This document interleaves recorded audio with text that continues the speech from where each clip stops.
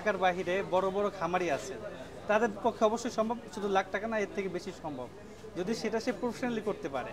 শখের বসে ছোট জায়গা নিয়ে এটা সম্ভব না, বড় পরিসরে যদি বাণিজ্যিকভাবে করে অবশ্যই সম্ভব। এটা হচ্ছে বাদামি কালার পানি, এটা হচ্ছে ইন্ডিয়ান অ্যালমন্ড লিভ যেটা বলে, কাঠবাদাম গাছ। তো কাঠবাদাম গাছের শুকনো পাতাটা আমরা ব্যবহার করি।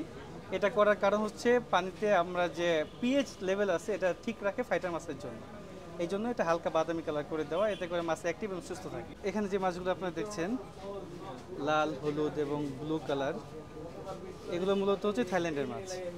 এটার নাম হচ্ছে হাফ মুন, এটা হচ্ছে blue half moon, yellow half moon এবং রেড হাফ মুন, ঠিক আছে। তাছাড়া এখানে আর একটা মাছ আছে যেটা লেজটা একটু ছেঁড়া ছেঁড়া, এটার নাম হচ্ছে ক্রাউন টেল।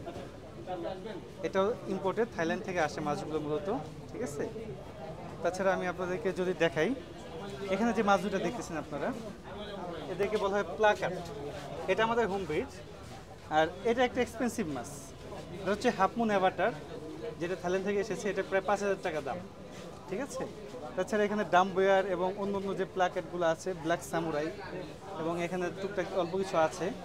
আর ক্রাউন টেলের মধ্যে ভিন্ন ভিন্ন কালার হয়, রেড হয়, অরেঞ্জ হয়, যেগুলো দেখতে অনেক সুন্দর হয়।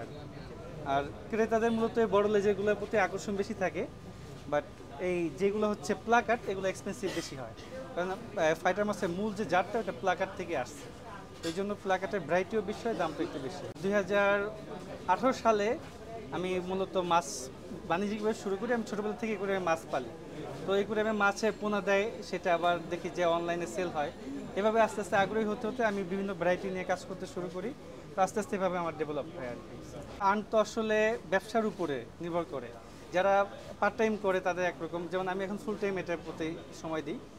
প্রায় দেখা যাচ্ছে যে আমার প্রতি মাসে কমপক্ষে 50,000-এর মতো আর্ন থাকে, আর কম বেশি হয়, কারণ আমার তো খামার আছে, আমি উৎপাদন করি, উৎপাদনশীল। ইম্পোর্টেড মাছ আনি ঠিক আছে, বাট আমি কিন্তু উৎপাদন করে, সেটা মূলত আমার আর্নিং সোর্স।